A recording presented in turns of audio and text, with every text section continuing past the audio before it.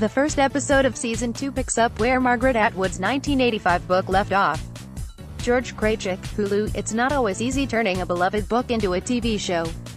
But Hulu hit it out of the park with its first season of The Handmaid's Tale, which took home the top drama series prizes at the Emmys and Golden Globes and inspired women's rights activists across the country to use the show's signature red costume as a form of protest. So what happens when you pick up where the book left off? This is a more common experience for me in television writing, approaching something without source material, showrunner Bruce Miller said. It was a little bit more comfortable than adapting one of the world's greatest pieces of literature, which, you know, has a smidge of pressure attached to it. On Wednesday, the Hulu series kicks off its sophomore season with 2 heart-pumping episodes. New episodes will then post weekly, until a July 11th finale. Below are highlights from a conversation with Miller about fan-favorite characters, how the show responded to critics of its handling of race, and how best to watch an emotionally charged series. Answers have been edited and condensed for clarity on how to pick up the TV show after the novel ended. The way we approached it was very much try to make it still feel like the world Margaret Atwood created. A lot of times you adapt a classic work and the author is unfortunately long gone, and Margaret's very much with us, so we got to pick her brain for what her thinking behind the story was. Also, the biggest thing, honestly, was she was so encouraging with coming up with new stuff. When the book ends, you're furious. So you get this great benefit of saying, oh, I get to come up with what happens next. Margaret was just as excited, even though she made the decision to infuriate everybody. She made us feel very free in terms of what we could do. In the first season she got all the cuts, all the scripts, all the outlines. I talked to her about a million details, big and small. She came to the writer's room, and then at the beginning of Season 2, she came to the writer's room and also has every script and every outline. Potential future seasons. Given the rich, very dynamic world Margaret set up, there really is no shortage of possible stories. There's international elements, there's political elements, beyond just the personal. There's all these flashbacks of how Gilead came to be. Also, when you start to get into the practical arc of a place like Gilead, if eventually it does fall, I would love to see that. And I don't know about you, but I'd love to see the Nuremberg trials with the commander, Joseph Fiennes, and Serena Joy, Yvonne Strahovski. Shooting Season 2 amid Hollywood's sexual misconduct revelations, it caused a lot of discussions that were kind of embarrassing, and honest and difficult. When you're in a position like I am, you feel ashamed that things are happening all around you that you never were aware of, which just makes you feel like a dope and a bad boss and a bad friend. The first thing you do is turn to your friends and colleagues at work and say, is this how things work here? Is this how things were back in your career? Our show's a little bit of an outlier because there was such a huge push from us, and me personally, to hire women at every single level. The show has such a female-centered voice in the main character. Through the first season you really recognized the difference between a female director's eye and a male director's eye because we had all female directors. And so this movement, and how metastasized sexual assault and any kind of sexual discomfort in the workplace is, how widespread it was. When you hear people's stories that are tough to tell about things that happened to them in the past, all of that honesty just helps us a ton.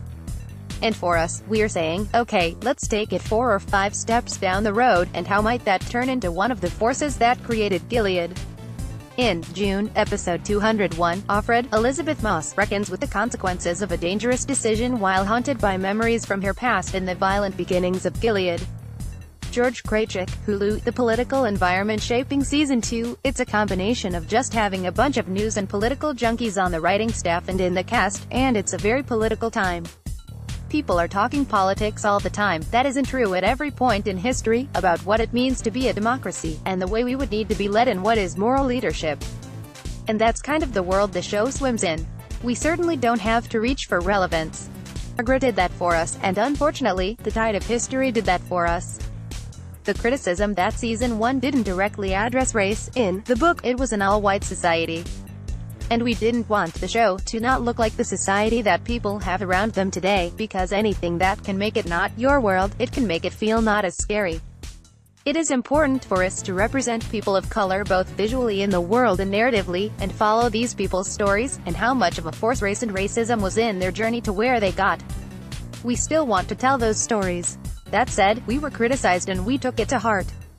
And honestly, it gets such a bad rap, all the conversations people have on Twitter and stuff. This was spectacularly cordial and thoughtful and so enthusiastic, so we learned a ton.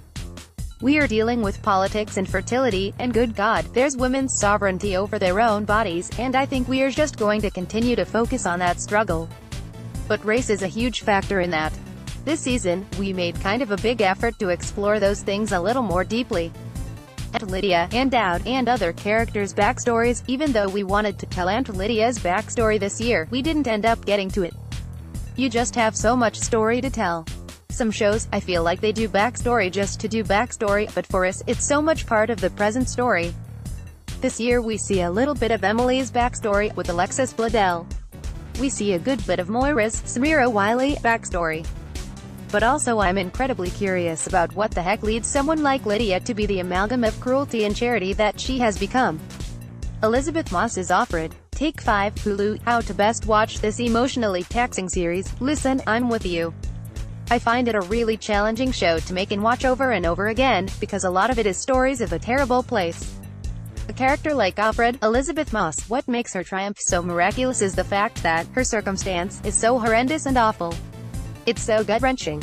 So in one way her heroism is measured against the terribleness of the locale that she's been posted in. But I would say my advice to people is, one at a time. We very much did not write a show to be binged. Not that you can't, but people who say that they binged it, I think you need a lot of scotch in a baby bottle and a blanket for a while. We're certainly not trying to make it impossible to watch. You don't want it to turn into torture porn. We followed the same rule that Margaret followed, which was what happens to our characters, especially the women, isn't something that hasn't happened to women or isn't happening to women right now. I always see it in terms of what do I have to show to tell the story, and don't show anything more if it's something terrible. We don't use the terrible as entertainment. The entertainment part of it is the character triumphing. Read more. The Handmaid's Tale has been feared, banned and loved. Now it's scaring the bejesus out of us again.